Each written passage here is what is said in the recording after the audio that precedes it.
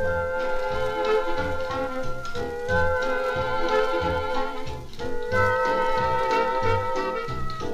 are here today to honor the veterans in our area, especially the Korean War veterans.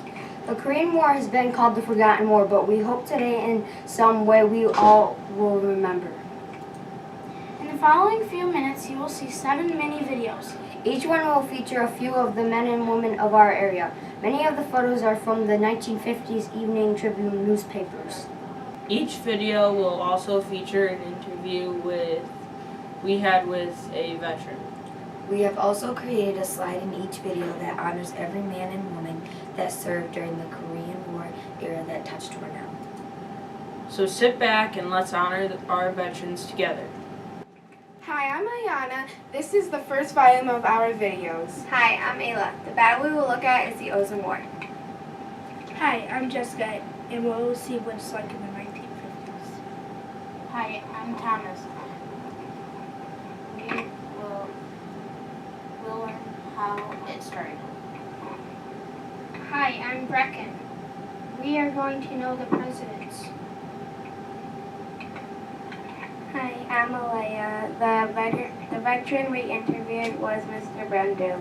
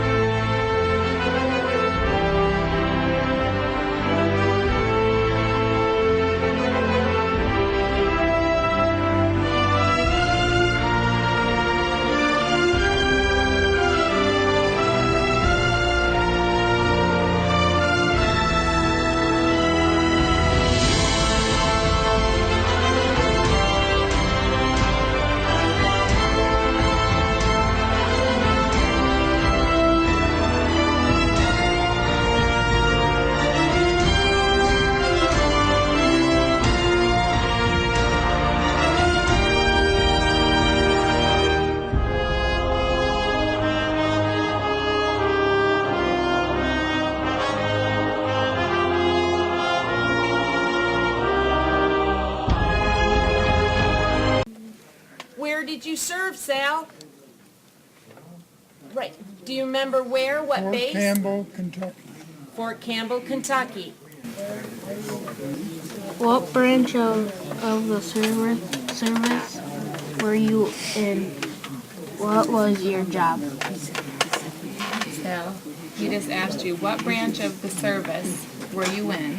11th Airborne. The 11th Airborne. And so what was your job? Jumping out of planes. You were a paratrooper, correct? Yeah. A paratrooper. Was it scary? Well, the first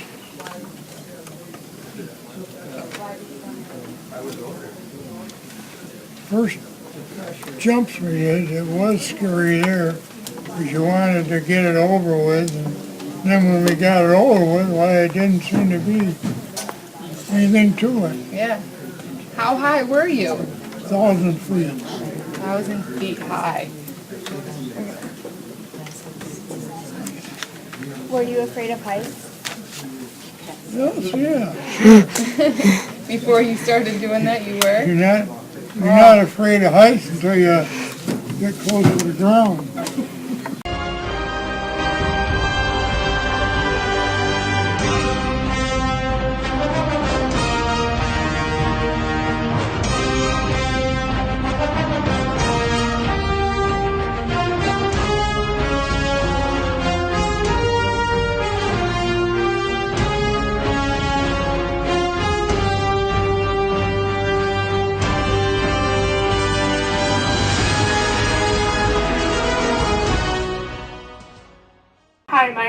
Catalina Rhee. The next volume is Volume 2, which will be featuring.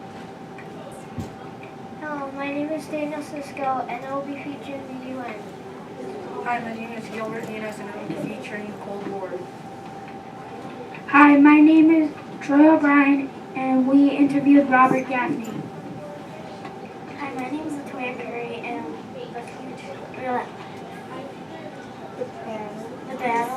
the battle is Pusan permitted. Hi, I'm Sonia DeLeo. We hope you enjoy the video. Thank you for your service.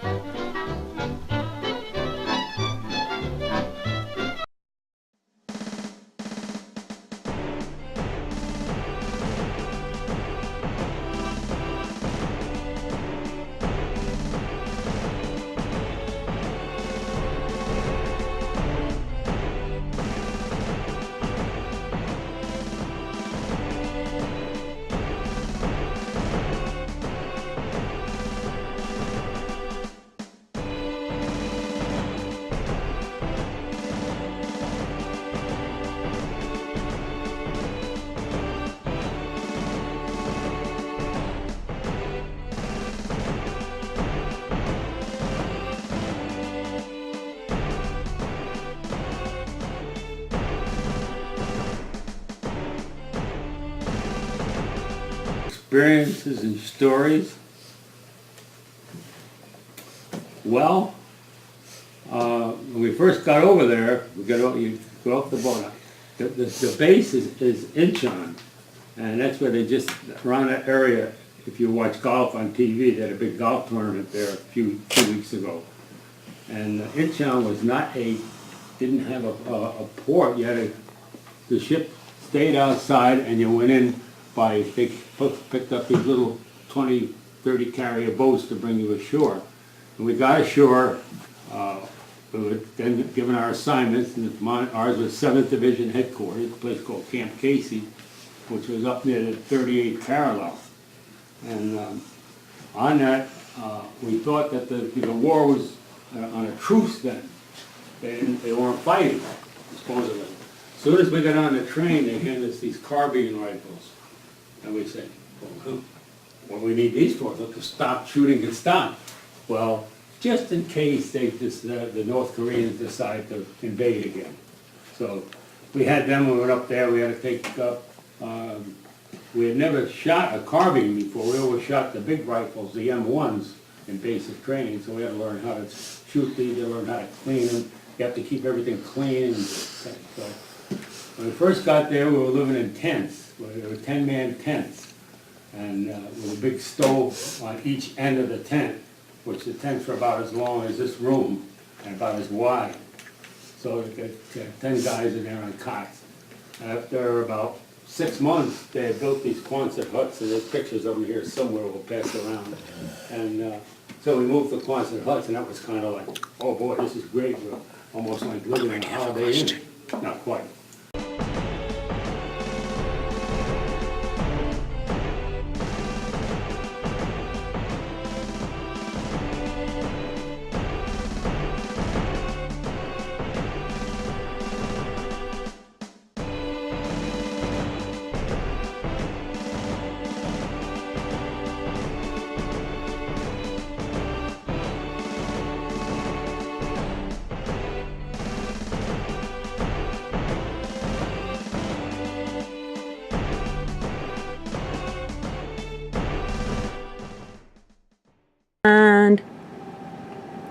My name is Brianna Turner. The next volume is Volume 3.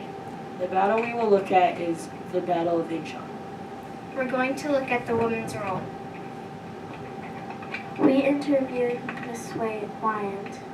Thank you. We hope you enjoy the video.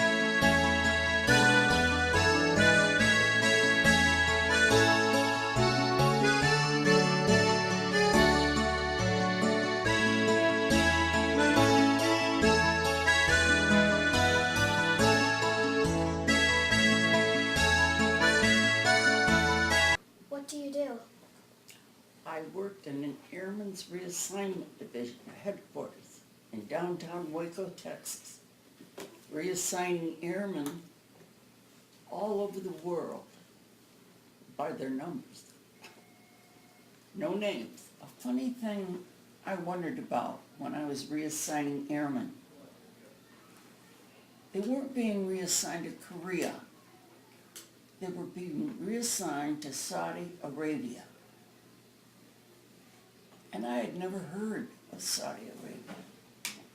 But I think the government knew there was an oil crisis, or one coming up. So they were getting troops over there to kind of see what they could do about it. Interested me, Saudi Arabia.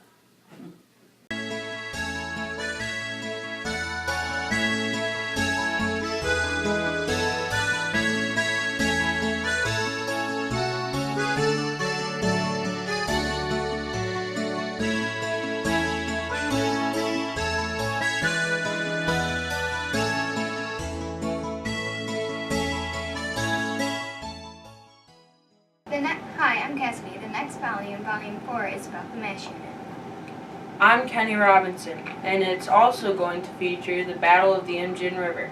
In the Battle of the Imjin River, there were more than 15,000 lives lost. I'm Michaela Evingham. We will be interviewing Mr. McGrath. I'm Chris. We discovered that there was a TV series called The MASH Unit. Hello, my name is Daniela, and I hope you enjoy the video.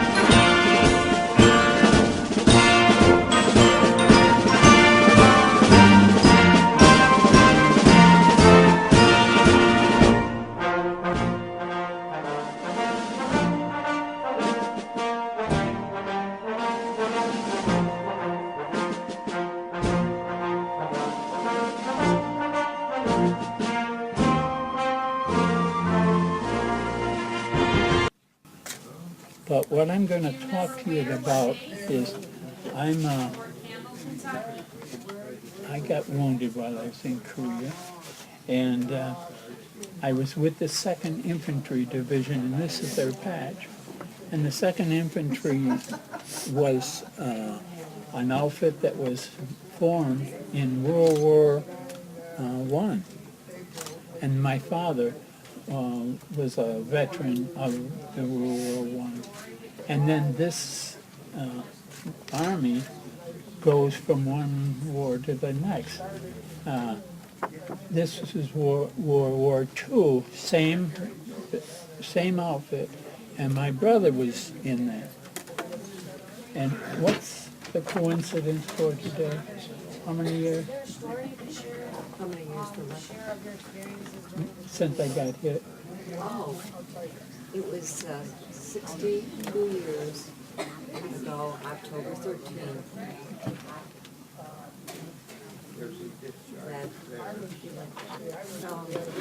So it's an anniversary. This was the day I got hit. Now, do you want to hear the gory details?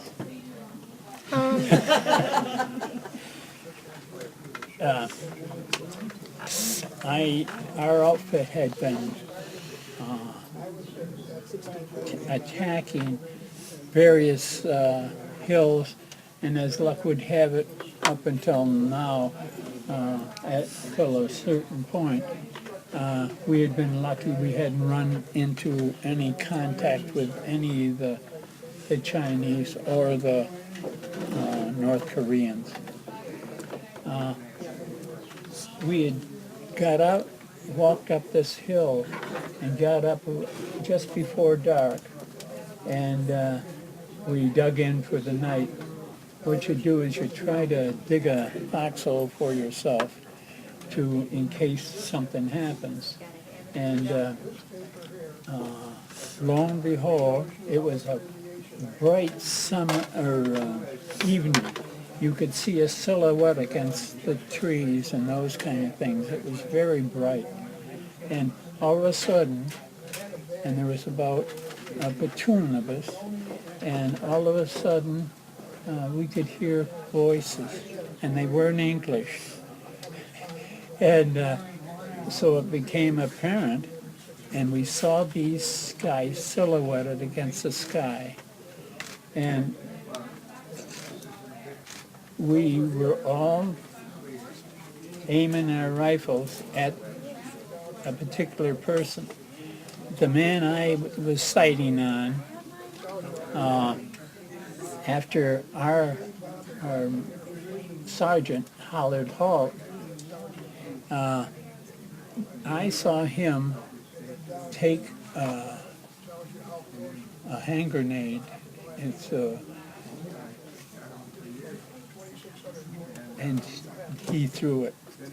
And the next thing I know, it hit. I think I've got some boots up here. Just one second. You can pass this around if you want to.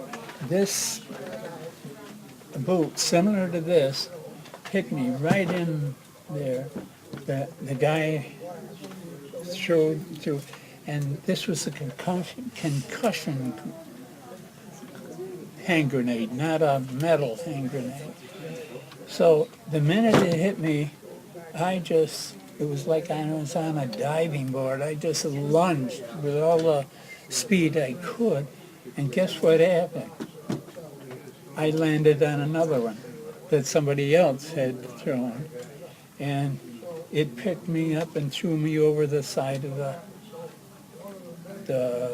what do you call it, the hill. I tumbled down the hill, and by the way, it's a strange things. You would think I would have been screaming and hollering.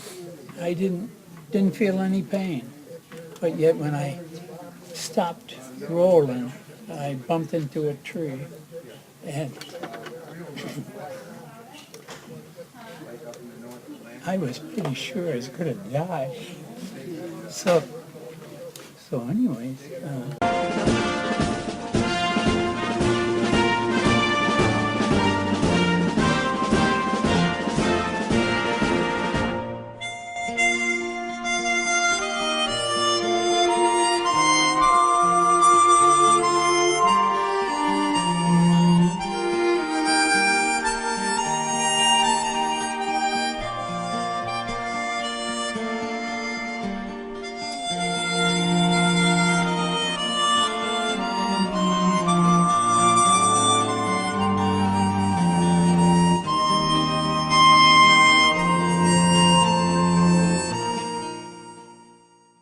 The next volume is volume 5. We are going to be showing some planes in armor.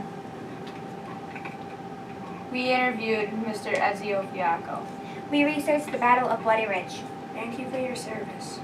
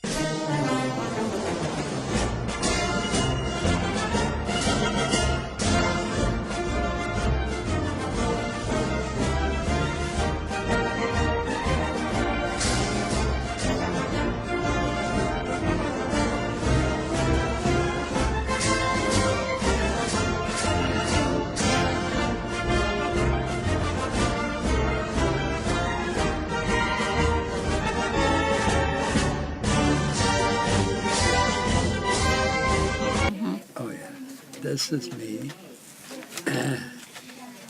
This is Antago. We were Operation Show Off. What was happening, this is a story I can tell you. What was happening, North Koreans and Chinese, they were getting pretty active. Yeah. We were stationed in Japan at that time. So for us to let them know that we were still around, it would take us about 3 hours from Japan, Beppo, Japan, to be in the air and jump anywhere behind enemy lines. And this is Korea. This is Daegu, Korea. This is the whole regiment jumping. And this is one of my best friends. His name is Leonard Jorney. Let's see here. And this is Korea. This is my platoon, my squad. And this is me. And this is early in the morning. We had a bonfire going. and we were making coffee. And this is the anniversary of the Sukchon Jump, a combat jump. We had Sukchon was way up here in the north. What was happening, the North Koreans... Can you hear it, girls? Okay. The North Koreans were driving down towards Seoul. And so they got our outfit, our regiment to jump in Sukchon and kind of trap them in between. This is what we did. And then after that, we went to Japan and stayed there. So you pretty much just surrounded them. Right, surrounded. Yeah. And here's the menu for that jump. And this is our Thanksgiving. I want to look at the menu, what they had to eat. And this is the Christmas. That was your menus. Yeah, this here is in Japan. And this is the menus. And this here, the separation papers. I come home. I was in the service 1 year, 11 months, and 12 days. And President Truman, you've heard of President Truman? Yeah. President Truman wanted to bring the boys home for Christmas. And I was in that category. So I come home, and I served the separation paper. I served 1 year, 11 months, and 12 days. But I had to finish my tour duty.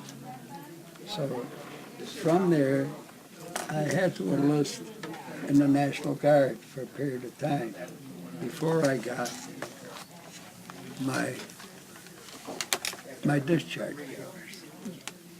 And this is the paper that we used to have. It's called a Rakusan over in Japan. So, like, you had a whole bunch of different things to look at in this, and what was going on, pretty much. We did have, this is jump school.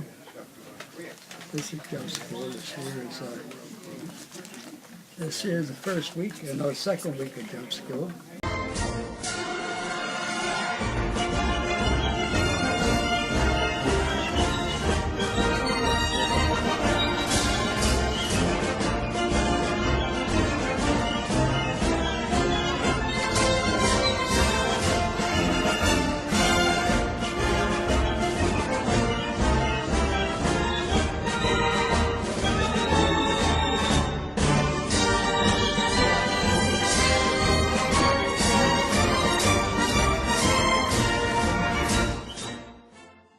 The next volume is volume 6. Volume 6 is about POW. A POW is a prisoner of war. There were several prisoners of war in our area. The battle we will look at is Battle of Old Baldy. We interviewed Mr. Clancy. I hope you enjoy this video.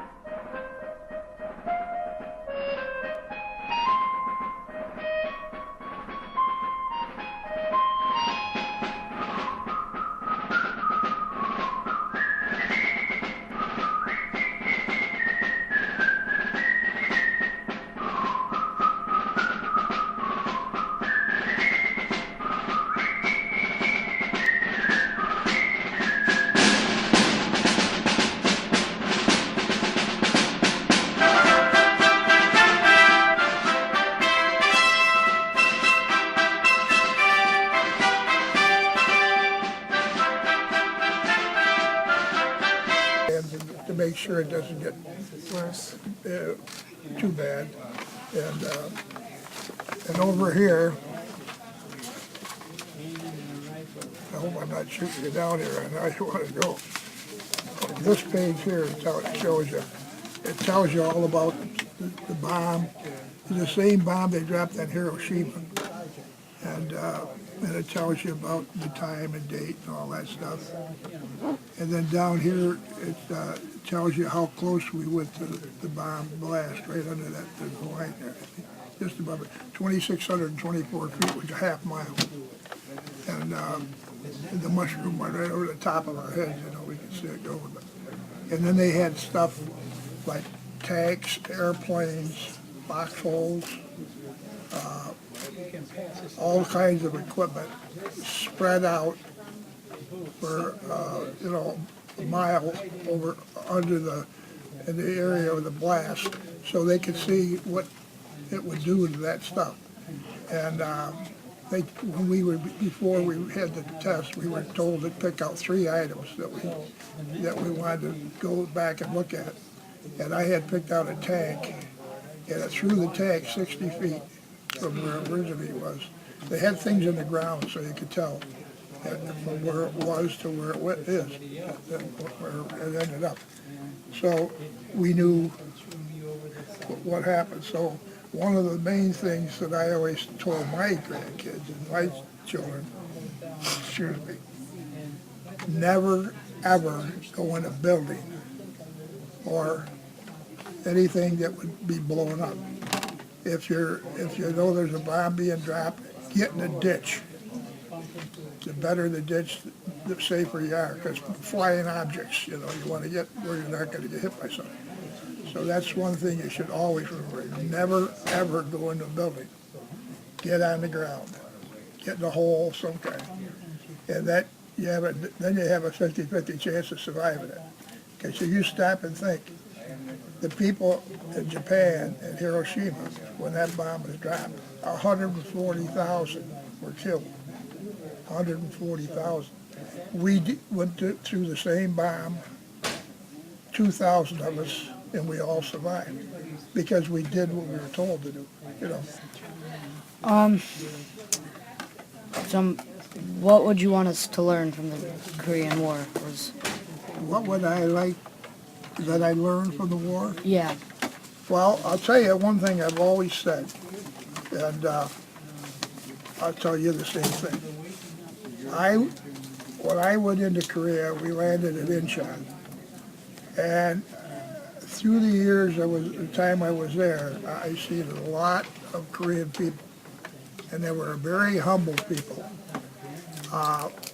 The president of Korea, Syngman Rhee, his name was, his grandson was in my platoon. His grandson was born and raised in Hawaii, so he wasn't a Korean. He was an American. But the place was, when I left there, was completely destroyed. There wasn't any buildings 2 stories high. Everything was level. Those people, it's 60, 70 years, those people rebuilt that country.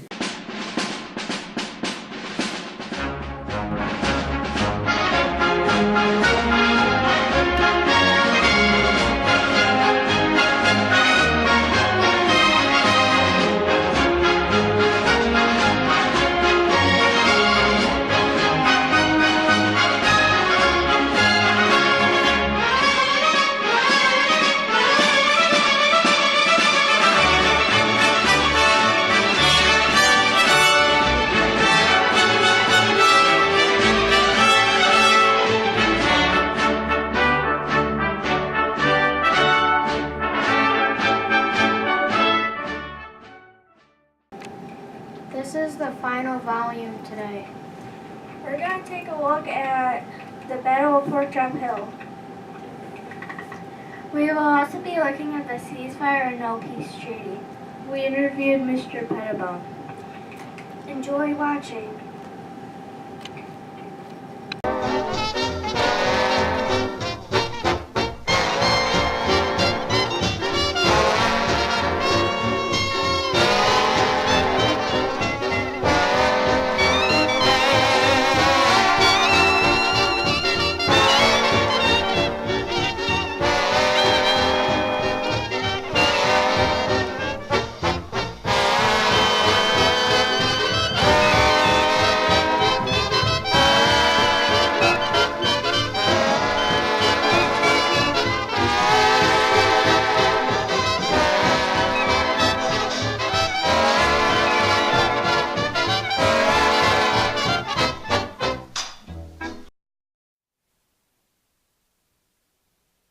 I got the rotation blues.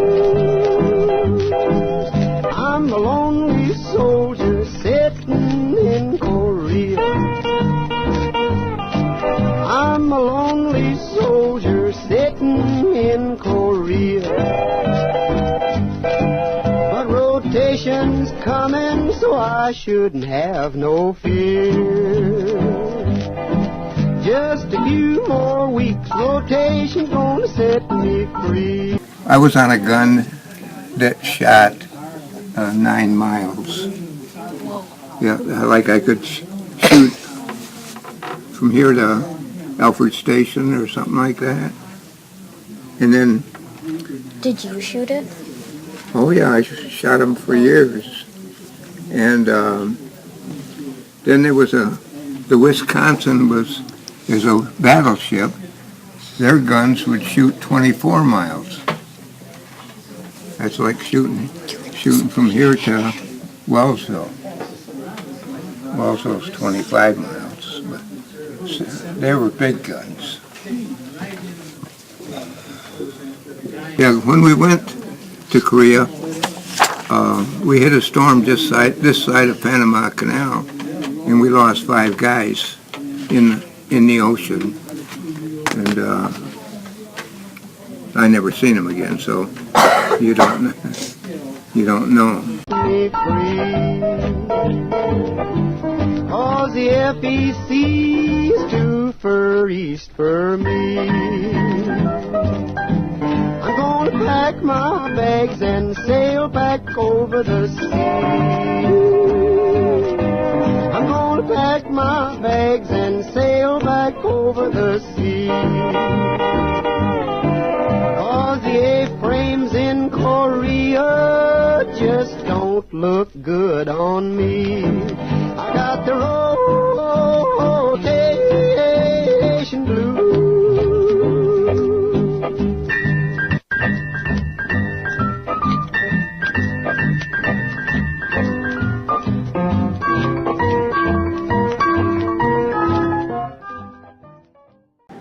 We again would like to thank the veterans that took the time and were willing to talk to us. Thank you, Mr. Brundu, Mr. Clancy, Mr. Fiacco, Mr. Pettibone, Mrs. Wayland, Mrs. McGray, and Mr. Gaffney. We know talking about war can be very difficult. Thank you, Hornell Public Library and the Library Director, Ms. Alice Teichert, Hornell Spotlight Theater, for hosting this event. Especially thank you to Hornell Gardens and Coley Manor for bringing veterans to be honored. We would also like you to know that there will be 4 books like this that will be available to look at in the library. There will be a reception following this at the YMCA. In conclusion, today we honor and thank the veterans that serve to keep the freedom we have here in America. Thank you.